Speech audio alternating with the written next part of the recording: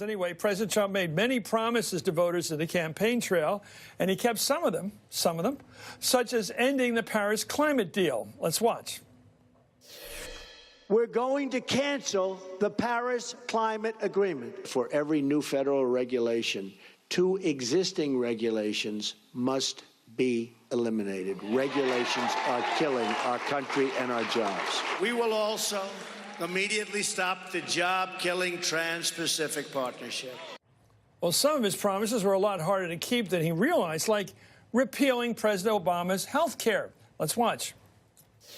Real change begins with immediately repealing and replacing Obamacare. We will also have an efficient and responsible federal budget.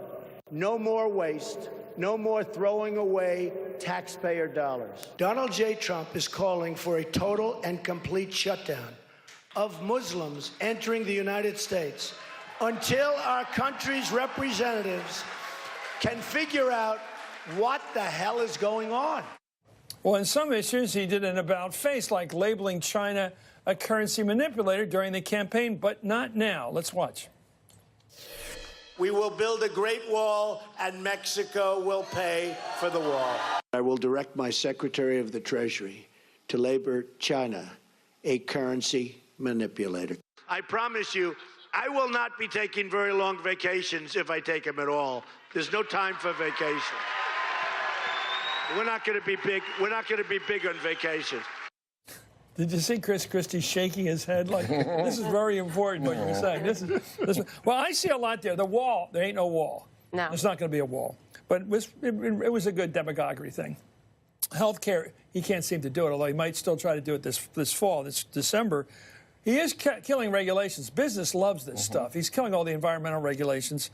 And, of course, China, the climate thing, he just killed it. He's trying to kill it. So some things he did that he succeeded at that nobody likes, but he's done it anyway. And some things he's never going to get done.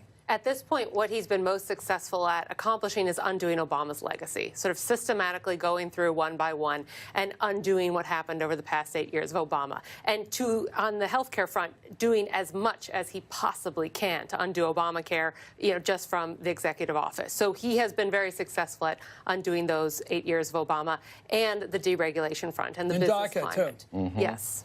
So why is he doing this? Why is he spending so much effort to get rid of things just because he wants to get even with Obama? Well, it's partially that, but it's also that's what he can do. Like if you're looking at the categories of things he's done and things he hasn't done, he's been able to do the destructive things, to undo things.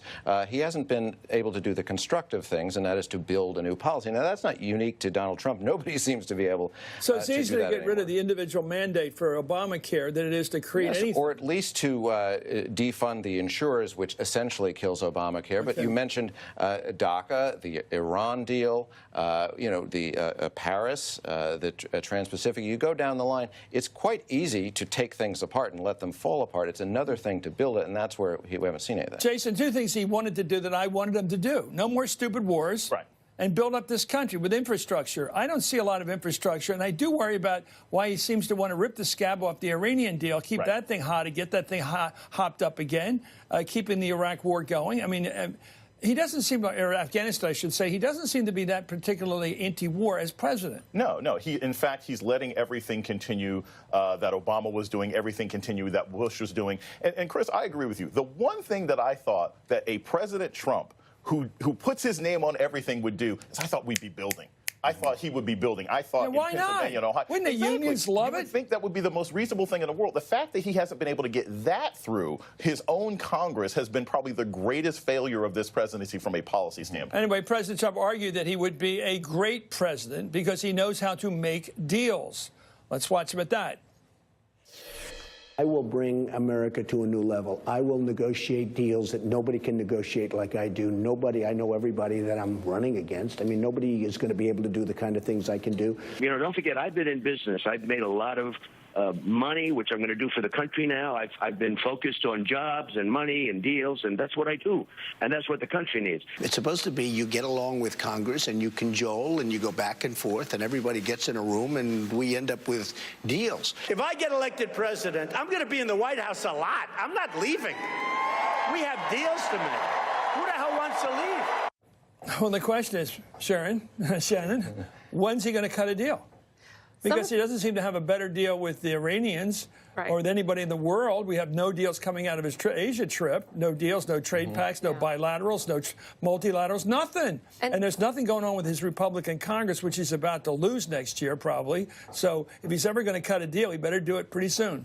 And some of these deals, like trade deals, take a long time to do. They take a long time to get done. He does these little incremental deals, like he'll get a country to buy some military equipment in exchange for something. But those are very marginal deals. The biggest thing I'm surprised about is Congress, and that you would have thought that possibly he would have been able to work out some better deals and negotiations with Congress. But obviously, unlike in past deals where you are negotiating one-on-one with someone, Congress, you're negotiating with dozens, if not hundreds of people at a time. And that really caught him off guard. And now it's almost like he's given up his hands and said, well, I just can't do a deal with these people. The potential, I think, that he had, and still theoretically has, is he's not traditionally a Republican or a Democrat. He's there for himself, so he could reach across the aisle in a way that others haven't. But, you know, by my count, he's made exactly one deal across with the Democrats, and that was this temporary 3-month extension of the spending deal. But not on the tax deal. He really hasn't in any big way, and I think he just got caught up in the traditional Washington zero-sum politics, and that his team is the Republican. Democrats certainly aren't going to reach out and try to help him. And it's just been basically politics as usual, albeit with a more flamboyant guy. Jason, why doesn't he cut deals with Chuck Schumer, who's also a deal maker? Why is it always stuck to that need to get 50 out of 52 Republicans in the Senate? The same old every time. And all it takes is 3 Republicans to say no, and it all crashes and burns. So why doesn't he try to reach over and grab 5 or 10 from the other side, or write a tax bill the Democrats are willing to go along with? Because I don't think Donald Trump understands how to make a deal when he's on equal footing. Most of his deal making has been, I've got money. You need me to get this thing done. He's talking to people who are like, I don't need you to get reelected. I don't need your power. I don't need your assistance. What's most interesting to me is, you know, everyone around him's cutting deals. Jared Kushner's cutting deals. Paul Manafort's cutting deals. Papadopoulos going to cut a deal. Everyone around Donald Trump seems to understand how to negotiate better than Those aren't the deals he was thinking about. Exactly. Deals about not going to prison for a long time. Anyway, coming up, Trump's trouble with the truth. The Washington Post has been counting up Trump's falsehoods. It's an average of more than 5.